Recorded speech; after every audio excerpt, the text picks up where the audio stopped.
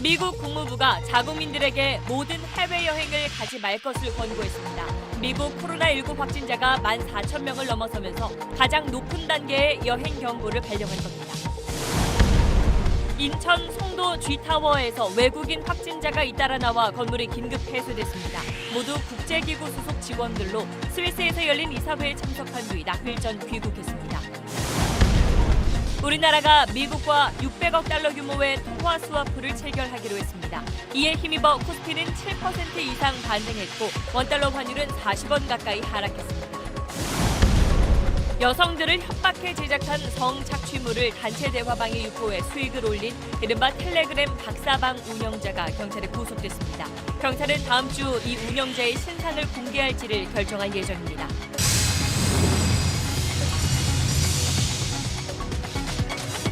요즘 밖에서 애들 보기 힘들어. 맞아. 마음껏 뛰어놀겠군. 현대수소전기차.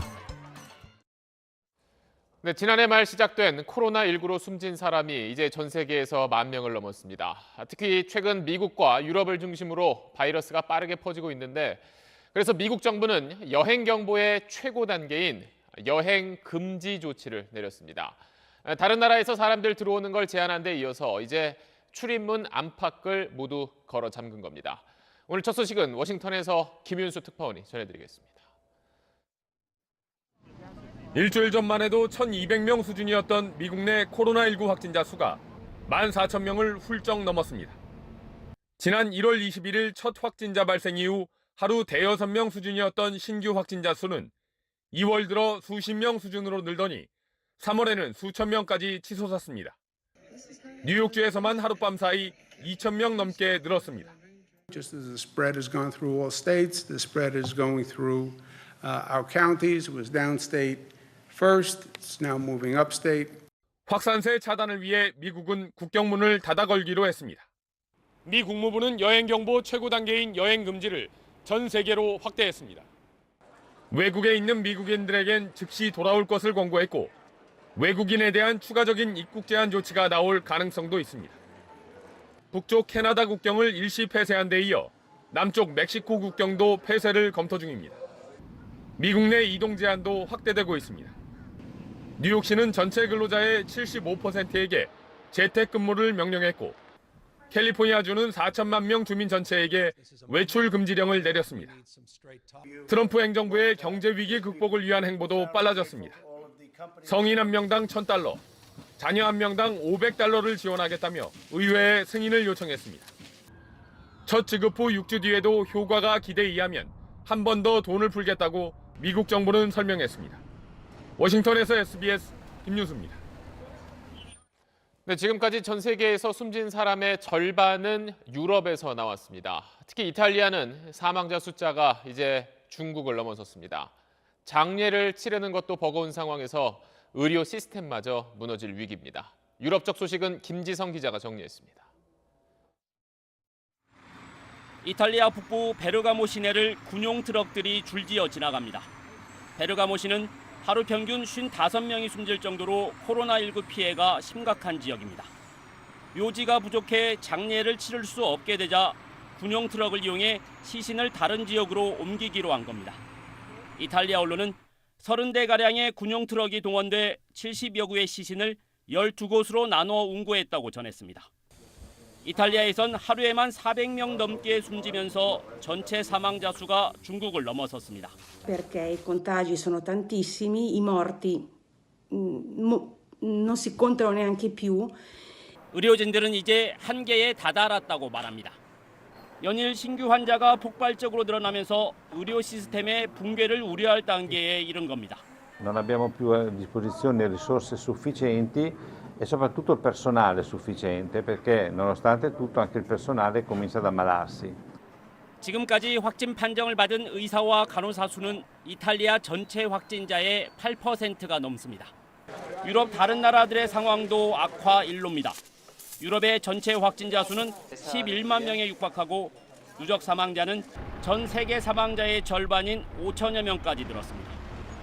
스페인의 수도 마드리드는 병원 시설이 환자 증가 속도를 감당하지 못해 호텔에 병상을 설치하고 임시 병원으로 운영하고 있습니다. SBS 김치덕입니다. 그래서 우리 정부는 이탈리아에 전세기 2대를 보내서 현지에 있는 교민들을 데려오기로 했습니다. 귀국을 원하는 사람은 지금 한 600명 가까이 되는데 국내로 데려온 뒤에 어떻게 할지는 계속 논의하고 있습니다. 이 내용은 김혜영 기자가 전하겠습니다.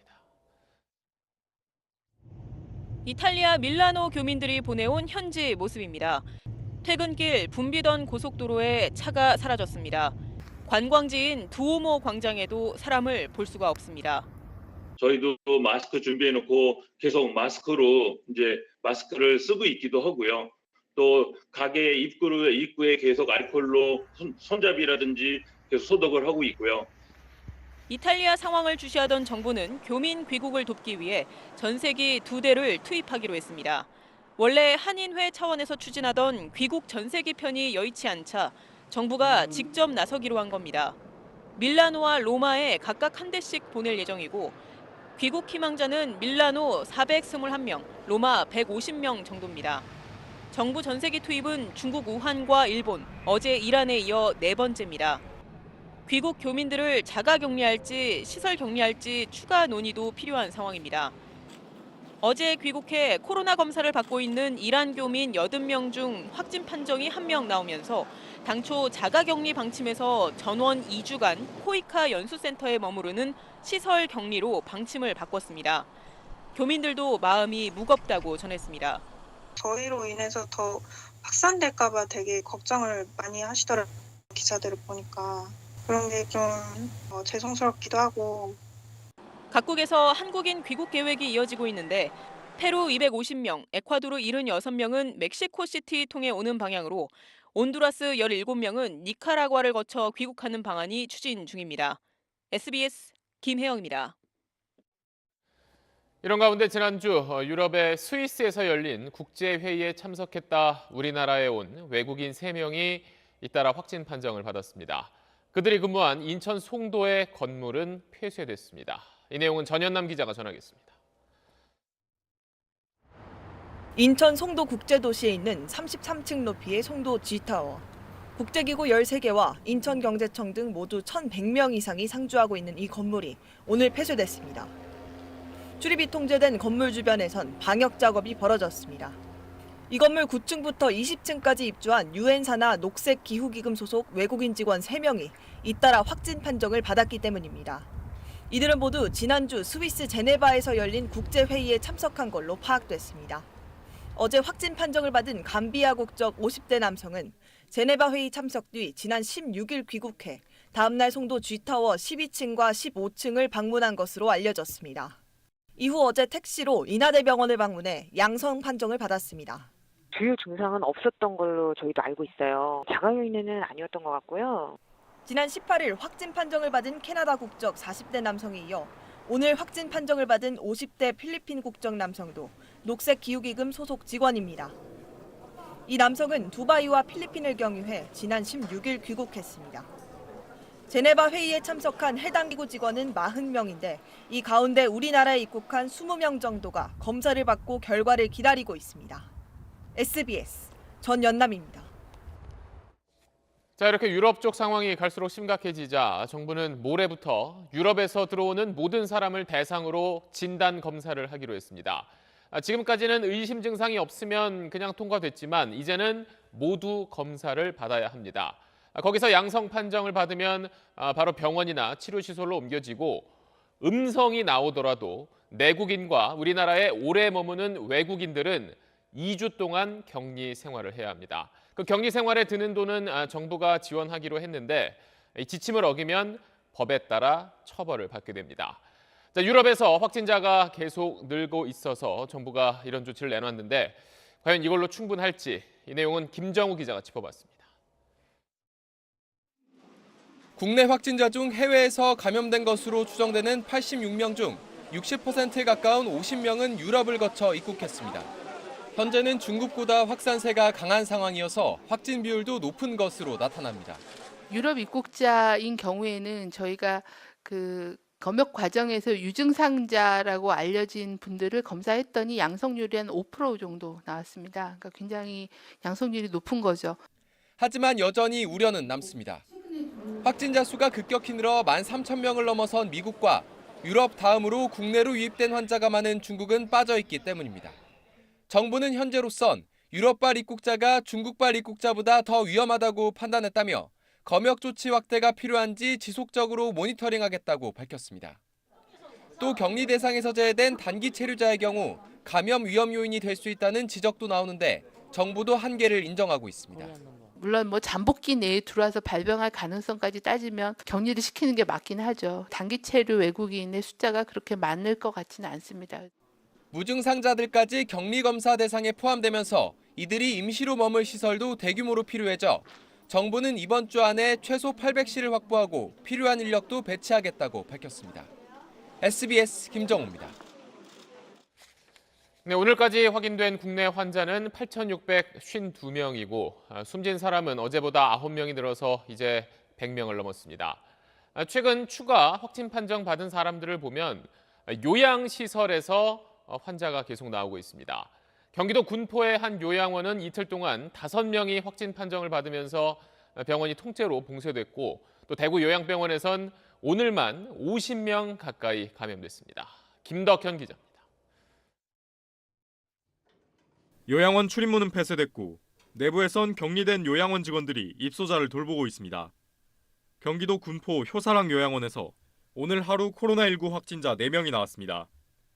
어제 이 병원 입소자인 85살 여성이 처음 확진 판정을 받은 뒤 다른 입소자 32명과 직원 21명을 검사했는데 80대 여성 입소자 3명과 61살 여성 직원이 오늘 추가 확진 판정을 받은 겁니다. 군포시는 요양원을 코호트 격리 조치했습니다. 부천 하나요양병원에 이어 수도권 두 번째 동일 집단 격리입니다. 안에는 다 잠궈놨어요. 병실 재배치를 다시 좀 하고요. 좀 더 침대 간의 그런 저기를 넓히고 이런 조치가 이제 더 들어간 거죠.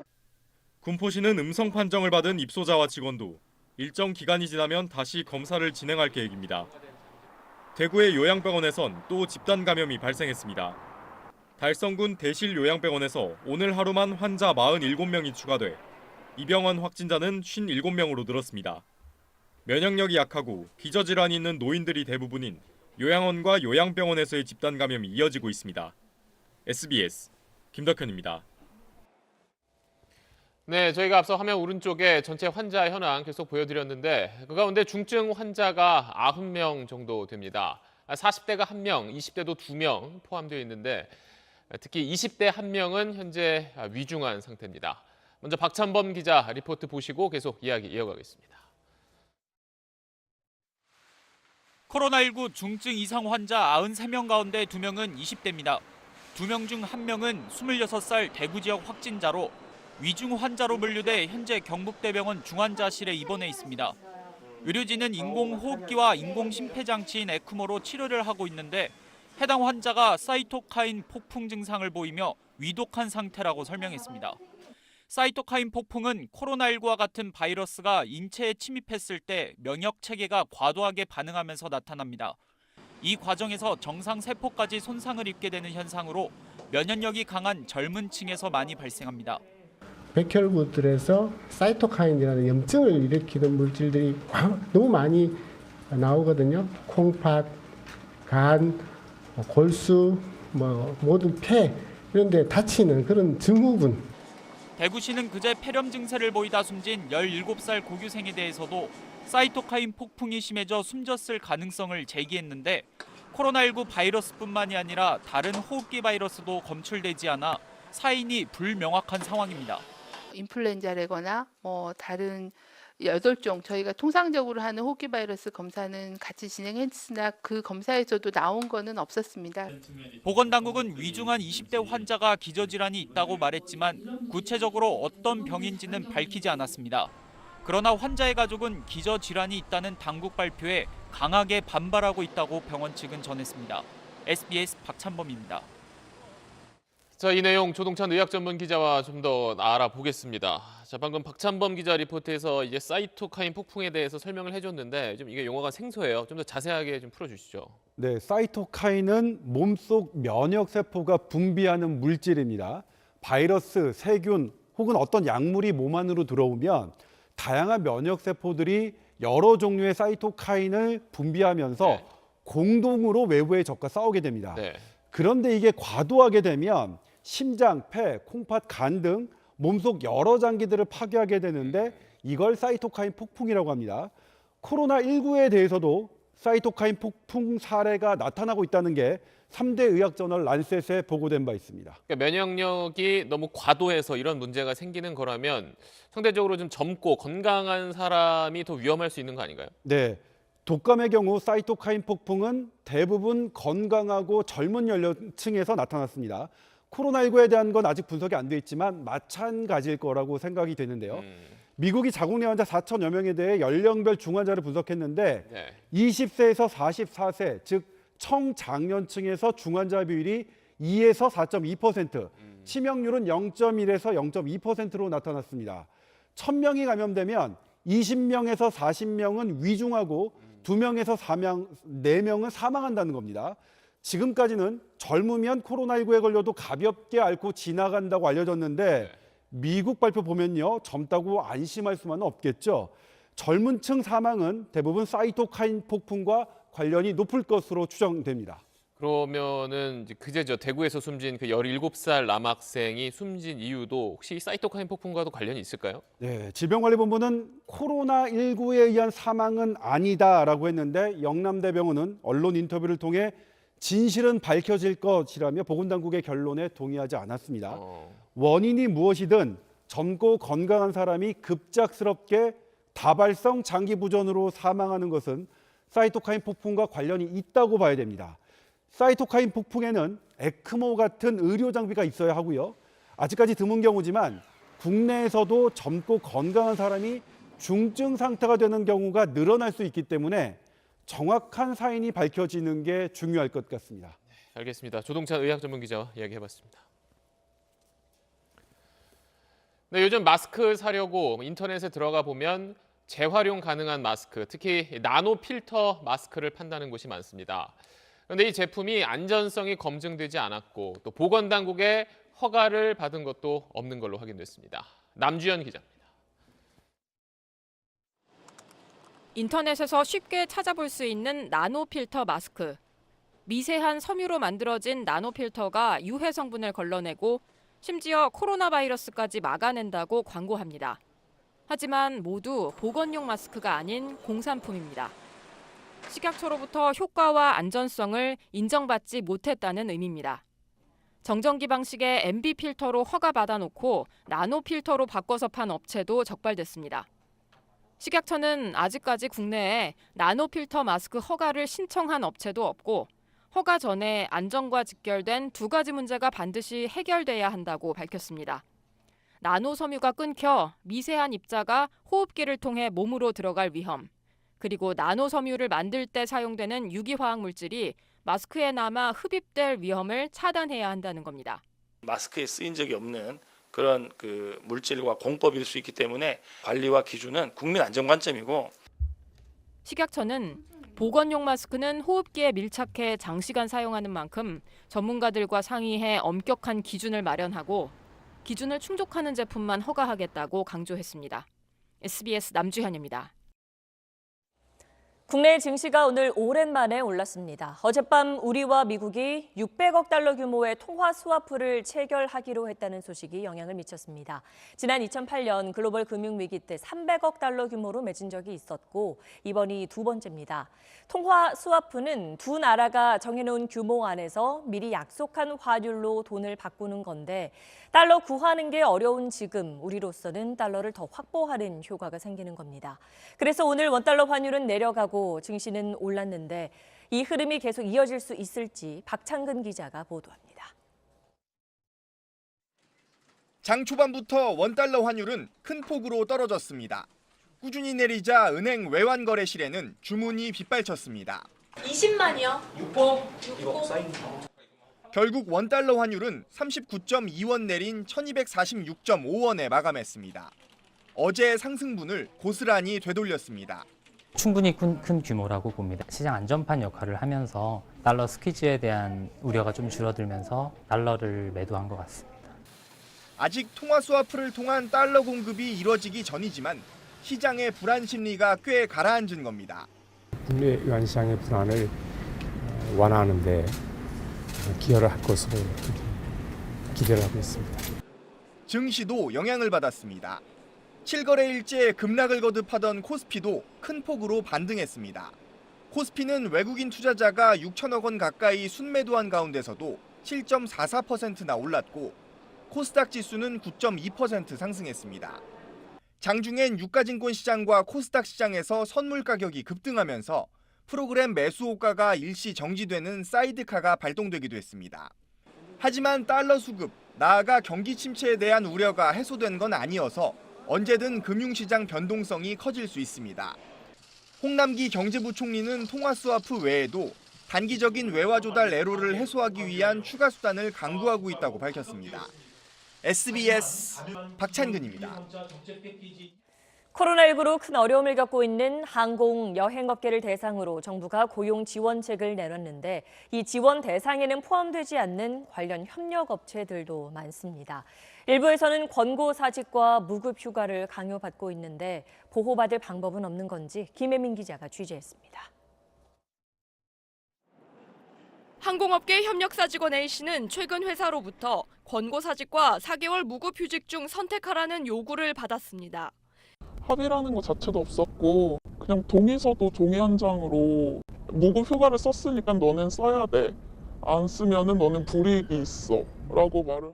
이미 10명이 넘는 동료가 사직서를 썼고 무급휴가에 동의한 사람도 50명이 넘습니다. 저희가 아무리 신고를 해도 벌금형이나 그런 거밖에 처분이 안 되니까 그냥 좀 힘 빼지 말라는 식으로. 공항 라운지에 인력을 공급해온 다른 회사는 라운지가 문을 닫았다며 직원들에게 무급휴가를 강요했습니다. 현행법상 사업주가 근로자의 동의 없이 휴직 처리를 하면 임금의 70%를 지급해야 하는데 이걸 피하려고 강제로 동의서를 받는 겁니다. 정부는 코로나 사태로 고용 사정이 급격히 악화할 우려가 있는 업종에는 고용유지 지원금을 제공하겠다고 밝혔습니다. 이런 특별 고용 지원 업종엔 여행사와 호텔업, 여객 운송업 등만 포함될 뿐 협력업체들은 제외됩니다. 형식적인 어떤 분류 코드만으로 정하다 보니까 이와 같이 공생하는 업체들에 대해서는 우리가 어떤 이런 지원 대상에서 배제되는 조금 이러한 부당함이 좀. 지원 대상 업종을 늘리는 한편 회사가 아닌 근로자가 직접 지원금을 받을 수 있도록 제도를 강화해야 한다는 지적입니다. SBS 김혜민입니다. 전 세계로 퍼진 코로나19 바이러스에 많은 나라가 입국 제한 조치를 내린 가운데 일부 외국 항공사들이 탈 수도 없게 된 항공권 환불 처리를 중단하는 일이 잇따르고 있습니다. 정성진 기자가 취재했습니다. 베트남 항공은 지난 12일부터 석 달 동안 한국 지점의 환불 신청 접수를 중단하겠다고 공지했습니다. 돈을 돌려받을 수 있는 거냐는 고객들의 항의가 쏟아졌습니다. 항공권 구매를 대행한 여행사도 환불 요청이 수천 건 접수돼 곤욕을 치렀습니다. 항공사가 망하면 돌려받을 길이 없어요. 고객들은 여행사에다 책임을 묻겠죠. 논란이 커지자 베트남 항공 측은 환불 신청 접수를 재개할 날을 다시 공지하겠다고 밝혔습니다. 불편함을 없애기 위해서 저희가 환불 접수를 정상적으로 다시 하겠다라는 게 저희 입장입니다. 에어프랑스와 네덜란드 항공도 어제 항공사와 여행사 간 예약 시스템에서 환불 요청을 차단했다가 논란이 되자 전산 시스템 오류였다며 다시 재개하기도 했습니다. 환불 수수료도 문제입니다. 나흘 뒤 토론토행 에어캐나다 항공권을 예약한 이모 씨는 항공사로부터 황당한 연락을 받았습니다. 캐나다의 외국인 입국 금지 조치로 비행기가 뜰 수조차 없는 상황인데 환불 수수료를 내야 한다는 겁니다. 제가 수수료를 다 부담해서 저는 60만 원대에 구매를 했는데 37만 원 수수료 내야 되고 변경하는 것만 무료로 해준다 이렇게 공지를. 소비자 불만은 폭발하고 있지만 정부는 외항사의 협조 요청 공문을 보내는데 그치고 있습니다. SBS 정석진입니다. 최근 경기도가 감염 예방 수칙을 어긴 교회들의 밀접 집회 제한 명령을 내렸지요. 다시 주말을 앞둔 오늘 대통령도 나서서 현장 예배 자제를 당부했는데 한 기도원에선 매일 모여서 예배를 하고 목사가 모인 사람들에게 마스크를 벗으라고 하기까지 했습니다. 한소희 기자가 보도합니다. 경기도의 한 기도원, 설교에 나선 목사가 마스크 얘기를 꺼냅니다. 예배 드리는 순간에는 하늘에서 천국에서 신선한 공기가 내려오네. 근데 마스크를 써? 근데 마스크 써야 돼. 마스크 벗어야지. 현장 예배를 하지 않는 교회를 비난하기도 합니다. 내일 무슨 요일이야? 주일날. 내일 예배 안 드리는 교회 가지 마요. 목사가 또라. 믿음도 신앙도 없고 배운 것도 없어. 당시 예배엔 100명이 넘는 교인이 참석했습니다. 사람 지적해가지고 아직까지 마스크 쓰고 있다고 막 뭐라고 하시고 분위기가 그렇게 하고 하니까 마스크를 이제 벗게 되는 거죠. 이 설교에 대한 비판이 기독교계 내부에서도 나오자 해당 기도원은 교인들에게 자리를 띄어앉고 마스크를 쓰라고 공지하는 등 방역당국 지침에 협조하겠다고 밝혔습니다. 하지만 주 7일 하루 4차례 진행하는 현장 예배는 줄이거나 온라인으로 바꿀 계획은 없다고 말합니다. 하루만에 자영업자라고 생각하시면 돼요. 자영업자가 만약에 문 폐쇄하라고 그러게 되면 문 닫으라는 거 똑같은 그런 입장입니다. 경기도는 밀접 집회 제한 행정명령에 기도원이 빠져 있었다며 기도원에 대한 조사도 신속히 진행하겠다고 밝혔습니다. SBS 한소희입니다. 다음 소식입니다. 여성들을 성적으로 착취한 영상들을 텔레그램 대화방에 올려 돈을 번 운영자와 그 일당이 구속됐습니다. 미성년자를 포함해 피해자가 70명을 넘는데 경찰은 운영자 신상을 공개하는 방안을 추진하고 있습니다. 정반석 기자의 보도입니다. 구속된 20대 남성 조모 씨는 지난해 9월부터 이른바 박사방으로 불리는 텔레그램 대화방을 운영했습니다. SNS를 통해 아르바이트를 소개해 줄 것처럼 여성들을 유인한 뒤 신체 사진을 찍게 하고 이를 빌미로 협박을 해 성착취 영상까지 받아냈습니다. 조 씨는 이렇게 모은 동영상을 돈을 내고 대화방에 들어온 회원들과 공유했습니다. 많게는 150만 원 정도의 가상화폐를 내야만 대화방에 입장시켰는데 최대 10,000명이 동시 접속하기도 했습니다. 지금까지 확인된 피해자만 74명, 미성년자도 16명이나 됩니다. 조 씨는 이런 식으로 수억 원을 벌어들인 걸로 추정되는데 실제 체포 당시 조 씨 집에선 현금 1억 3천만 원이 발견됐습니다. 조 씨의 범행 사실이 알려지면서 얼굴을 공개하라는 국민청원이 이틀 만에 50만 명을 넘어섰습니다. 여성에 대해서 되게 조직적으로 일어나는 혐오 범죄의 피해가 더 이상 없게 하기 위해서는 지금 구속된 박사에 대해서 정확하게 신상 공개를 하고 또 그에 따른 마땅한 처벌이 필요하다라고 생각을 하고요. 경찰은 다음 주 신상정보 공개 심의위원회를 열어 조 씨 신상 공개 여부를 결정할 방침이며 조 씨가 만든 대화방에서 범죄 영상을 함께 본 사람들을 추적하고 있습니다. SBS 정반석입니다. 어제 오후에 시작된 울산 울주군 산불이 21시간 만에 진화됐습니다. 불을 끄려고 출동했다가 헬기가 추락하면서 실종된 부기장을 포함해 2명이 숨졌습니다. UBC 배대원 기자입니다. 산불 진화 작업 이틀째, 헬기 30여 대가 투입됐고 불길은 21시간 만에 잡혔습니다. 축구장 280개 면적의 산림이 사라졌고 농기계 창고 등도 불타버렸습니다. 주민 5,200명에게 대피령이 내려진 가운데 경로당으로 대피한 주민들은 불안함에 잠을 이루지 못했습니다. 뜬 눈으로 씌웠죠. 결국은 이제 마을도 걱정이 되고 다음에 불이 어떻게 내려올까 하는 것을 모두 다 조바심을 가지고 이렇게 지켜봤고. 쌍용 하마빌리지 아파트 뒤편 등산로에선 불에 탄 시신항구도 발견됐습니다. 지난밤 아파트 주민 76살 A씨가 운동하러 나갔다 귀가하지 않았다는 신고가 접수된 가운데 경찰은 동일 인물인지 확인하기 위해 유전자 검사를 의뢰할 계획입니다. 진화 과정에서 회하댐에 초락해 실종된 헬기 부기장 47살 최모 씨도 결국 인근 강에서 주검으로 발견됐습니다. 쓰레기를 태운 흔적과 함께 최초 발화 지점으로 추정되는 현장도 확인됐습니다. 맨 처음 불이 시작된 곳으로 보이는 곳입니다. 불에 탄 쓰레기가 널려 있고 불길은 대나무 줄기를 타고 위쪽으로 번진 것으로 추정됩니다. 밖에 소리가 나서 보니까 대나무 줄기 위쪽으로 불이 올라오고 있었고 신고하고 오는 동안 한 2, 3분 안에 저쪽까지 순식간에 좀 번졌어요. 진화 과정에서 인명피해를 남기고 55명의 이재민을 기록한 이번 산불은 코로나 사태 속에 발생해 시민들에게 더한 아픔으로 다가오고 있습니다. UBC 뉴스 배대원입니다.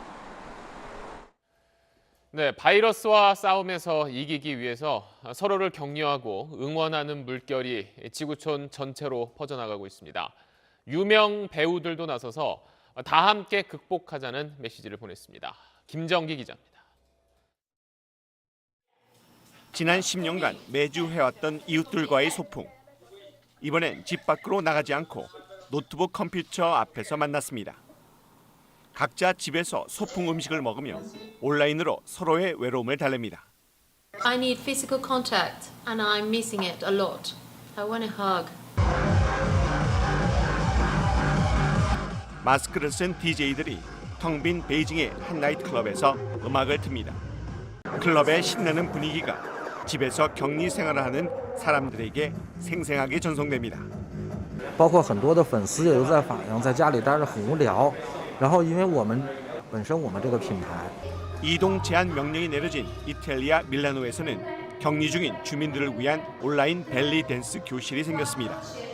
유명 가수와 배우들도 SNS를 통해 외롭고 지친 사람들에게 응원과 격려의 메시지를 보냈습니다.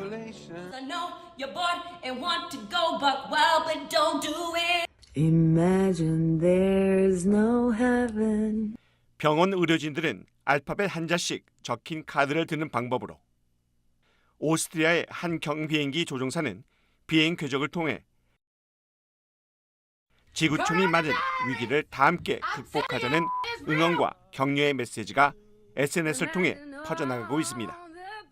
SBS 김정기입니다. 네, 가능한 밖에 나가지 말고 또 모이는 걸 자제하자는 분위기가 이어지면서 너무 답답하고 또 우울하다는 사람도 늘고 있습니다.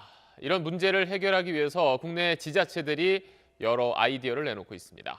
임태우 기자입니다.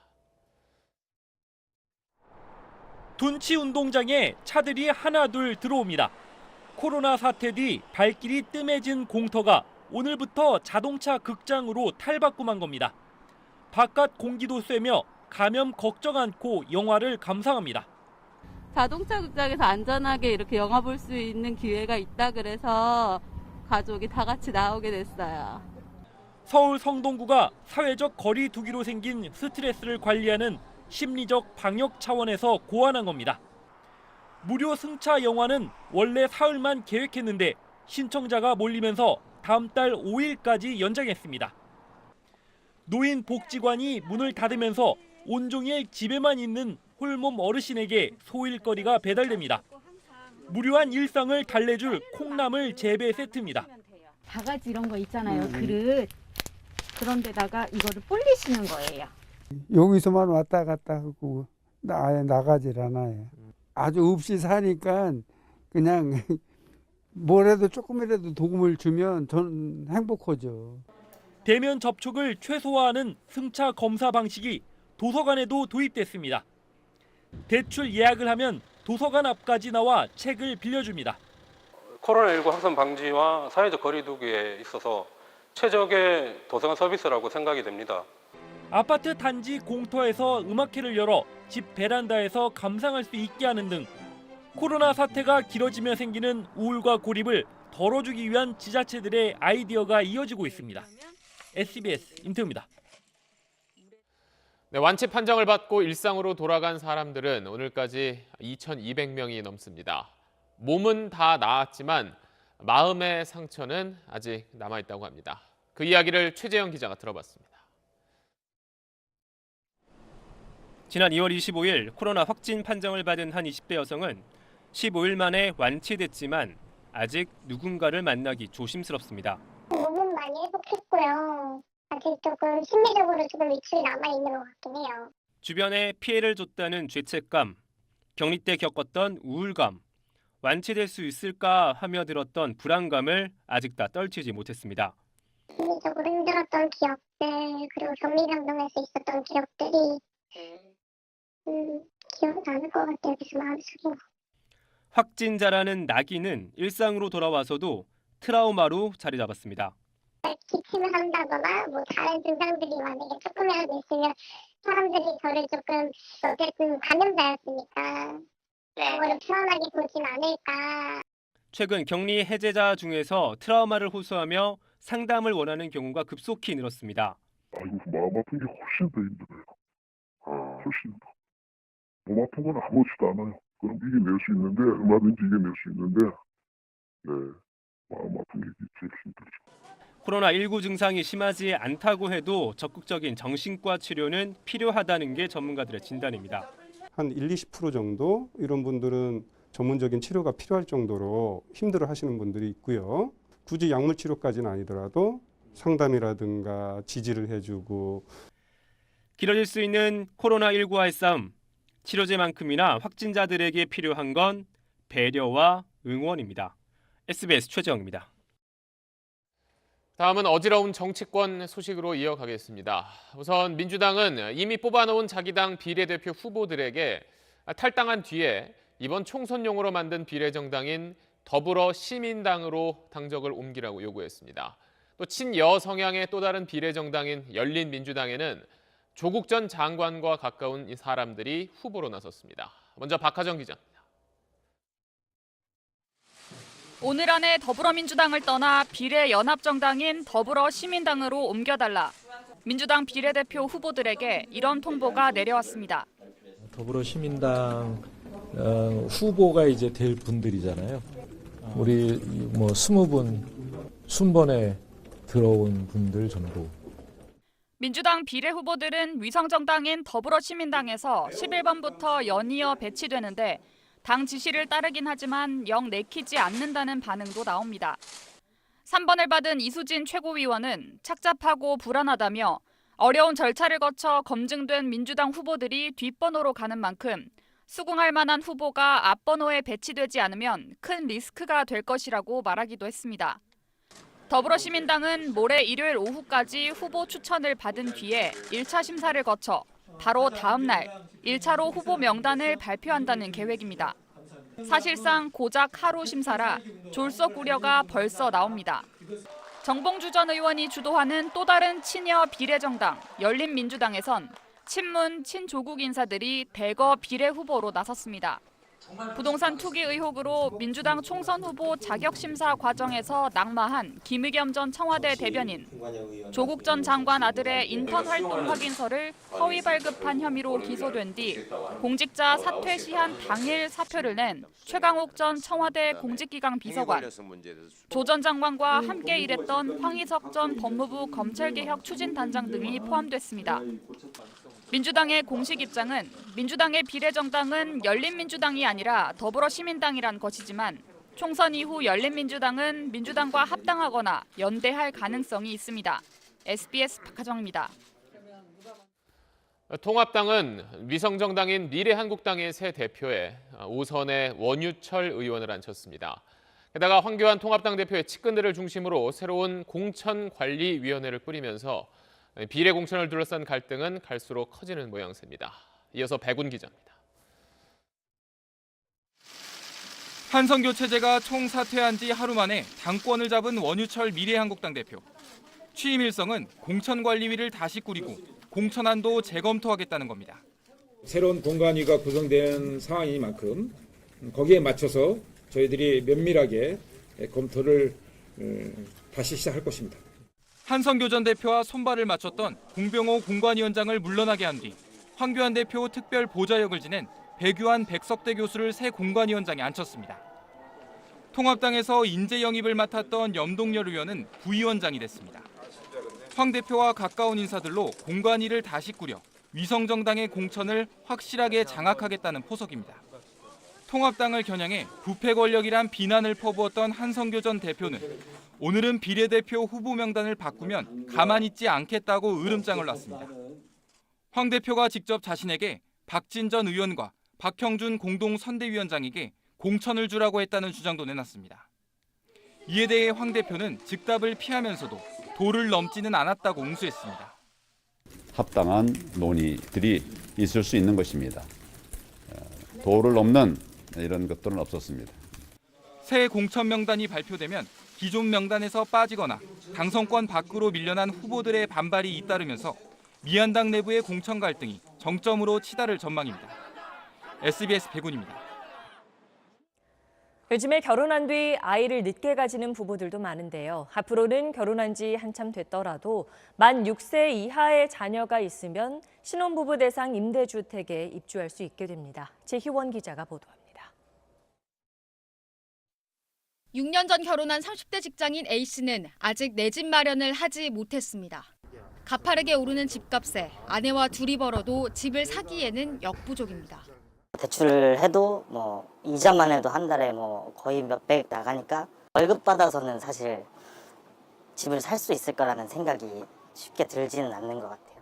올해 말이면 첫 아이도 태어나 공공임대주택에도 관심을 가져보지만 곧 있으면 결혼한 지 7년 이내라는 신혼희망타운 입주 자격을 넘기게 됩니다. 이렇게 신혼부부 위주로 공공주택을 공급하다 보니 다른 계층이 소외된다는 지적이 많았습니다. 이에 정부는 이르면 6월 공공주택 특별법 시행 규칙을 고쳐 결혼이 7년이 지난 부부도 만 6세 이하 아이가 있으면 신혼부부 대상 공공임대주택에 입주 자격을 주기로 했습니다. 오는 2022년부터는 행복주택, 영구임대, 국민임대 등으로 나뉘었던 공공임대주택이 하나로 통합됩니다. 무주택자이면서 중위소득 130% 이하면 누구나 입주 기회를 갖게 되고 임대료는 소득 수준에 따라 시세의 35에서 80% 선으로 정해집니다.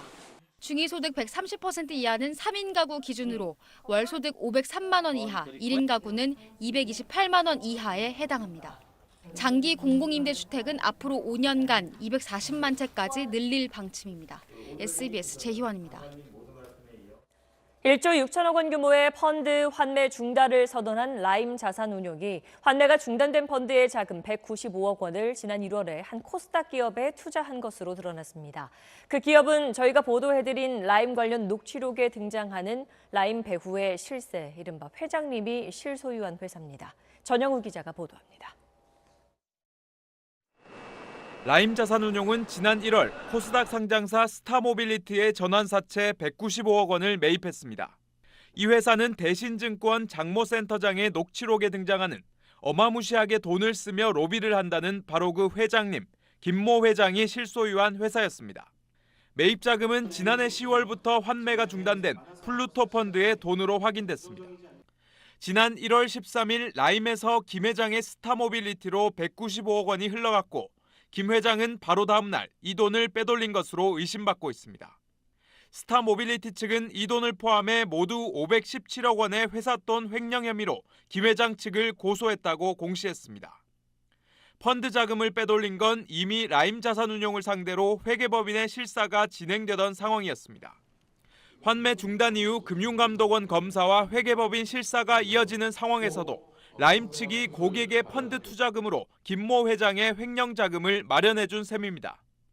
스타모빌리티 측은 김모 회장 등이 잠적해 라임과 자금이 오간 경위를 알지 못한다고 밝혔습니다.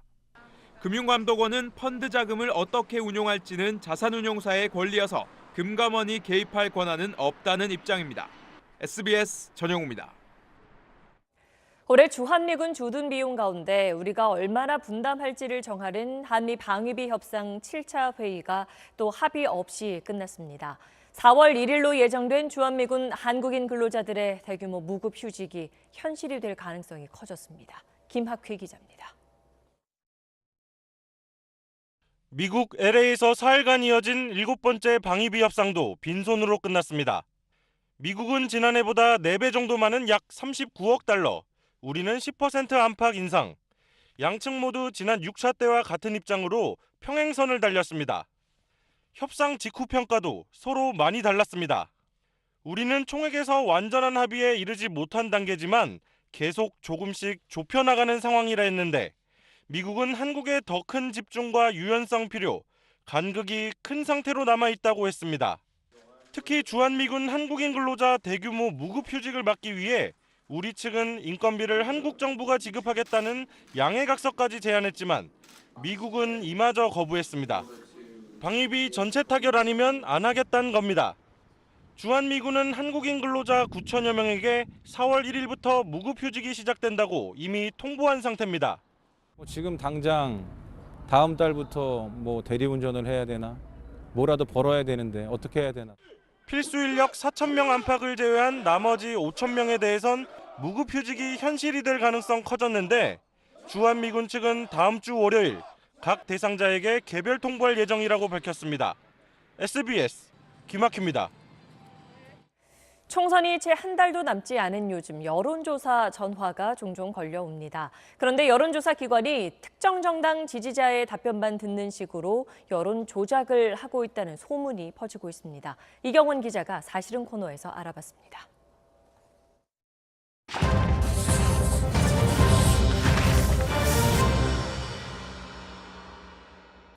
한 시민에게 걸려온 여론조사 전화입니다.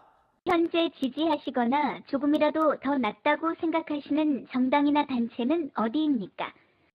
지지하는 정당이 어딘지 밝혔더니 이번 조사의 대상이 아니므로 더 이상 조사가 진행되지 않음을 이런 안내문이 들리고는 전화가 뚝 끊어집니다. 특정 정당 지지자만 조사해 여론 조작을 하는 것 같다며 저희 사실은 팀에 팩트체크 요청이 들어왔습니다. 일단 해당 여론조사 업체에 연락해봤습니다. 물어보니까 특정 정당 지지자는 설문에 참여할 수 없게끔 조사를 설계한 건 사실이었습니다. 그런데 이건 당내 경선 여론조사, 그러니까 공천심사의 기준으로 삼기 위한 여론조사라고 했습니다. 상대 정당 지지자가 일부러 손쉬운 상대를 고르는 이른바 역선택을 할 수 있어서 해당 정당 지지자만 골라 조사한다는 겁니다. 다른 업체들도 지금껏 그래왔다 일반적인 방식이라고 했습니다. 선관위 역시 당내 경선을 위한 여론조사니까 문제의 소지 없다고 말했습니다. 정당 내부 규정에도 이런 내용이 있습니다. 더불어민주당은 이번 총선 특별당규에 일반 유권자 여론조사는 지지층과 무당층을 그 대상으로 한다고 규정했고, 미래통합당은 당헌에 여론조사는 지지자 등으로 제한할 수 있다고 명시했습니다. SBS 이경환입니다.